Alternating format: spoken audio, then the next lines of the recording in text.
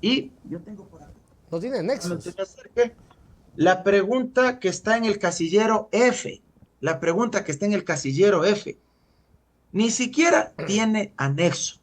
Es decir, si ustedes le dan la vuelta a esa papeleta, ustedes van a encontrar que únicamente hay considerandos, pero no hay anexo. ¿Qué significa? Que no se está planteando ninguna reforma a ninguna ley.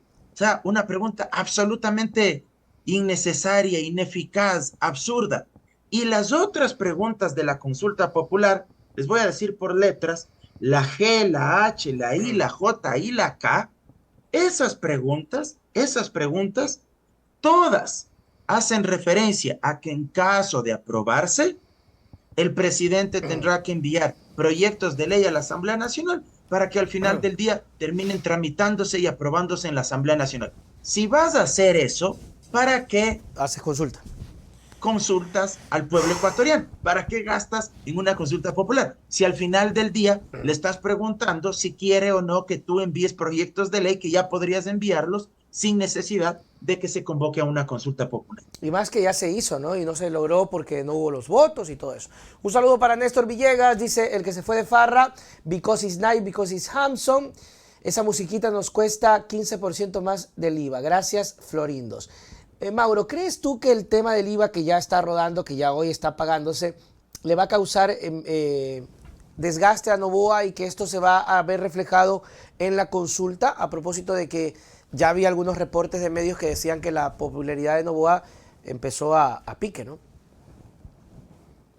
Mira, yo creo que el tema económico siempre afectará en mayor o menor medida en términos políticos a quien toma esas decisiones, ¿sí?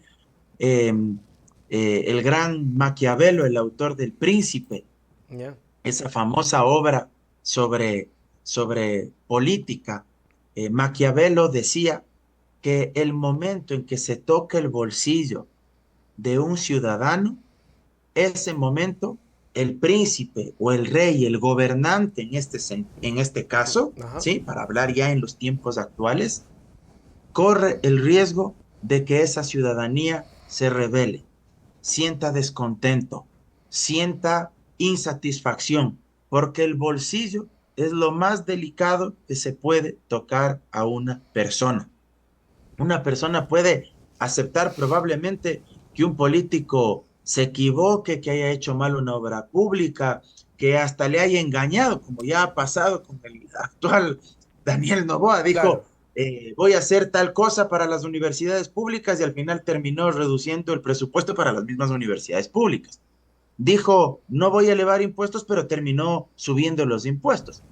Pero más allá de esa falta de palabra, en la práctica lo que sí siente y les llega a la gente es cuando le empiezas a tocar el bolsillo. Por Entonces, supuesto. yo sí creo que eso le va a afectar políticamente. No sé en qué grado de aquí hasta el 21 de abril, apenas quedan ya 2 semanas, pero Poquito. yo sí creo que en el mediano plazo y previo a las elecciones de febrero del 2025, creería que sí se va a sentir con mayor medida porque además muchas personas ya tienen claro que sí se ha generado un incremento en los precios de los víveres y productos de primera necesidad. Eso de que no iba a afectar es falso, porque además con el incremento del IVA hubo un coletazo, hubo un espuelazo que también generó el aumento del costo del cilindro de gas. Y aunque para Así es. algunos sea apenas unos 5 centavitos o unos pocos centavitos, hay millones de ecuatorianos en este país que viven con las justas, que viven al día. Y en la práctica esto se refleja en cosas que aparentemente son tan cotidianas o pequeñas como por ejemplo cuando tú vas al supermercado, cuando vas a la tienda a comprar algún producto de primera necesidad, sube el precio. O tú vas a comprar y a pagar el almuerzo, porque comes fuera de casa. El almuerzo ya no te cobran $3, sino 3.50. Entonces, ese incremento se ha dado y es evidente que la gente lo está sintiendo.